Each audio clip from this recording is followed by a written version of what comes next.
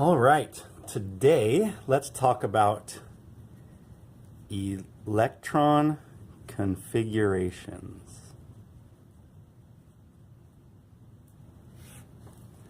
Electron configurations. And what do I mean by that? An electron configuration is just where are the electrons in an atom? Question mark. Where are the electrons in an atom? All right, so we're building on the idea of the Bohr model. So electrons are in shells, and more than that, they're at these specific addresses that we use quantum numbers to figure out. And that's all still true, and we're just going to try to give a simpler sort of visual model to show you where each of the electrons are at in a specific atom. And we have these specific rules for how we figure that out. So the first thing that we need to talk about is the orbital fill order.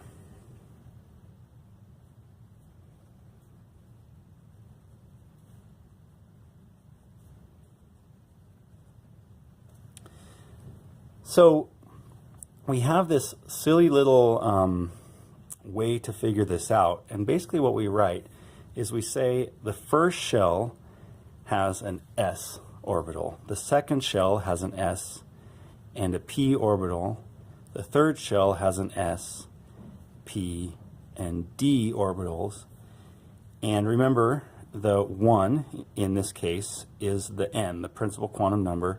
S corresponds to 2L, and so on and so forth. So remember that these letters correspond to quantum numbers.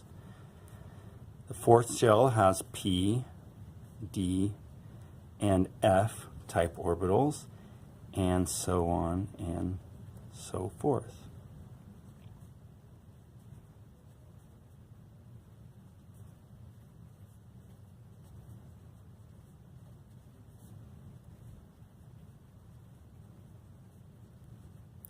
And you kind of notice that this cuts off, that there's no 5 whatever would be next, 5G orbital or 6G and H orbital. And that is correct. Those would exist, based on the quantum numbers they tell us those would exist, but we can fill up all the electrons for every atom on the periodic table just up through 7p. So nothing beyond that do we ever actually need to fill up. So we'll talk about how that works. So then the order that we fill in is like this. First is the 1s orbital, second is the 2s, then 2p, then 3s. So none of this is weird, and we can write this in like this. There's a 1s orbital, then the next one is the 2s orbital, then the next one that fills is the 2p orbitals. There are 3 orbitals in the p, those are the m sub l values. Then after 2p is 3s, there's just one s-type orbital, then 3p, then 4s, then notice that we skip 3d, then 3d, then 4p, then 5s,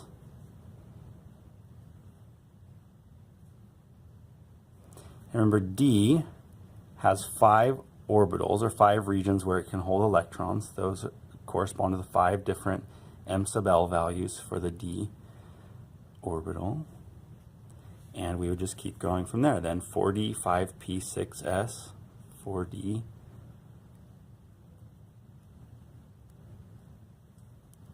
5p, 6s, etc. So these are the places where an atom could have electrons. So how do we start filling this up? Well, we have 3 rules for that. The first one is called the Aufbau principle.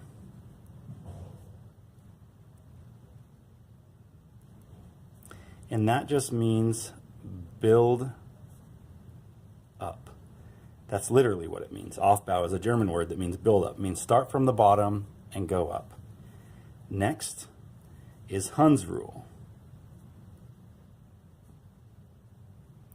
And all this says is for orbitals at the same energy level,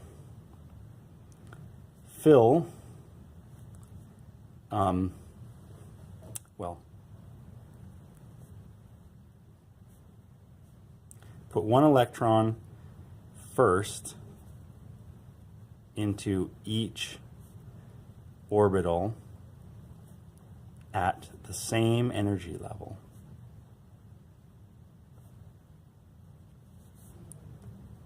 Before filling all the way. This one will make a lot of sense when I show you on the chart. And then last is the Pauli exclusion principle.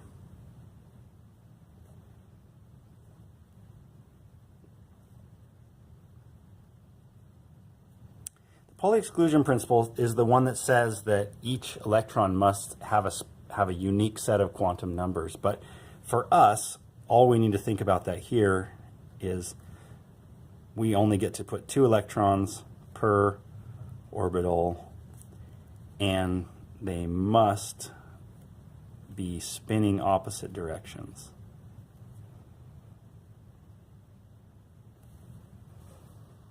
So that's pretty much it. So let's try this out. Let's pick an atom to fill in on the chart over here. So let's try iron. The iron atom. So what we need to do is we need to go to our periodic table and see how many electrons iron has. Iron has 26 electrons. So we literally just start at the bottom and build up, and we put in 26 electrons. We represent an electron with an up arrow and a down arrow that's spinning up and spinning down. So this is 2 electrons that I put in. Then I go up to the next level, 3, 4. Now I get to apply Hund's rule. We have 3 orbitals at the same energy level. I have to put 1 into each, spinning the same direction, before I come back and fill it up. So that's 1, 2, 3, 4, 5, 6, 7, 8, 9, 10 electrons that I put in so far.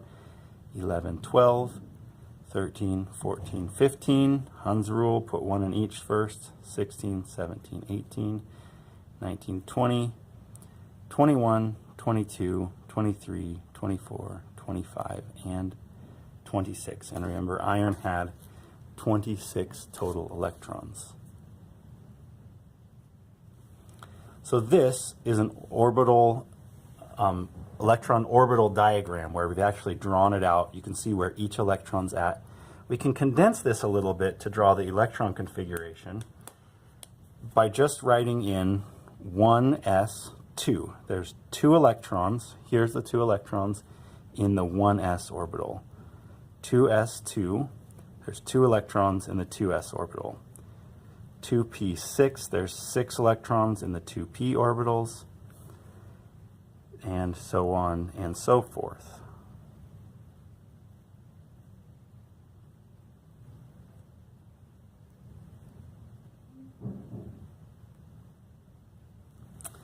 So everything's full up to the D, which only has 6 electrons in it. And that's just a more simplified way of doing it.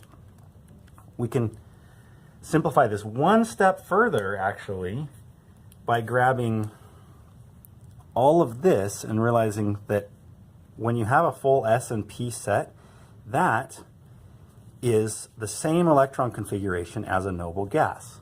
So we're allowed to replace part of this with the noble gas that would have that same electron configuration. So argon has 18 electrons, so you can count 2, 4, plus 6 is 10, plus 2 is 12, plus 6 is 18 electrons.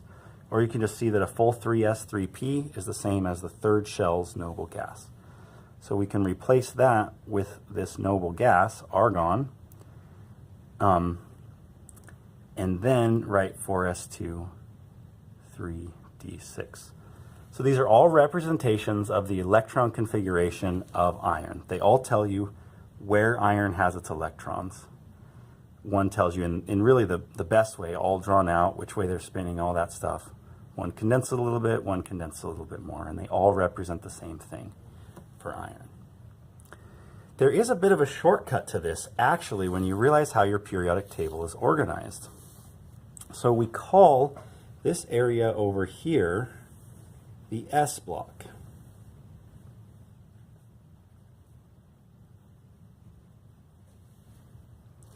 We call this area over here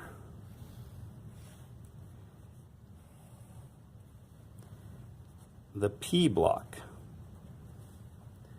This area here in the middle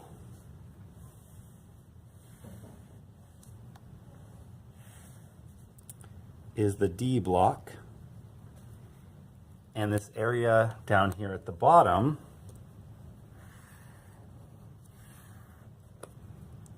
is the f block.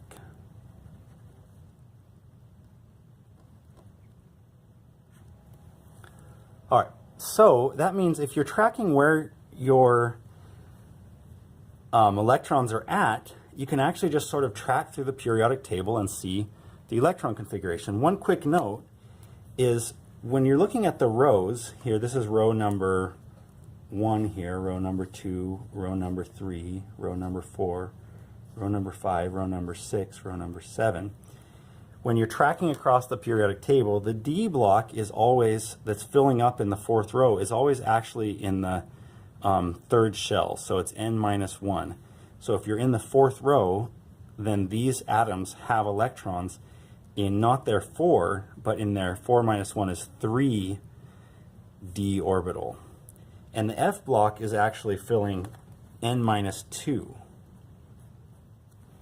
Meaning these electrons here, whatever row they're in, it's 2 behind what actual shell they're filling electrons into. And I want to show you that with iron, for example. So you can see iron's electron configuration. I'll point to it over here. The first row corresponds to this first shell. So there's 2 elements there. That's 2 electrons in the 1s orbital. Then the second row has 2 electrons, lithium and beryllium, in the s block, so that's the full 2s2. Then it has 1, 2, 3, 4, 5, 6 across in the second row's p block, so 2p6. Then you go on to the third row. Third row has 2 in its s block. That's 3s2. Then 1, 2, 3, 4, 5, 6 in its p block. 1, 2, 3, 4, 5, 6 in its p block. Then the 4th row has 1, 2 in its s block. And then, counting up to iron, 1, 2, 3, 4, 5, 6 to get to iron in the d block. But that's not the 4th, even though it's 4th row. That's the 3rd shell's d block right here. 3rd shell's d block. 1, 2, 3, 4, 5, 6. So iron has 6 electrons in the 3rd shell's d block because it's n minus 1. It's 1 behind the row that it's in. So the periodic table can just be a quick shortcut to find an electron configuration, and it's great. It's much better than having to write out this every time. Just use your periodic table and remember those couple of principles. All right, last is we want to know how to do the electron configuration for ions. What about ions? So these are just regular atoms. So for anions, or negatively charged ions, the rule is relatively simple. Just add extra electrons. For cations, it's a little bit more complicated. You have to remove electrons because cations have lost electrons. And the electrons you remove are not the last ones you added. You remove from the highest number shell first. So let's explain that. Let's get another piece of paper underneath here, and let's talk about what the electron configuration of iron 2+ would be. So we've got our electron configuration of iron right here. So iron 2+, so Fe is right here. I'll just copy it over. 1s2, 2s2, 2p6, 3s2, 3p6, 4s2, 3d6. So to get to iron 2+,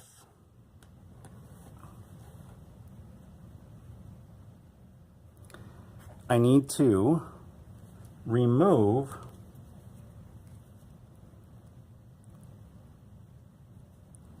2 electrons. Remove 2 electrons from highest number shell. Well, where's the highest number shell? It's not these ones. It's not the third D. It's right here. It's the 4s.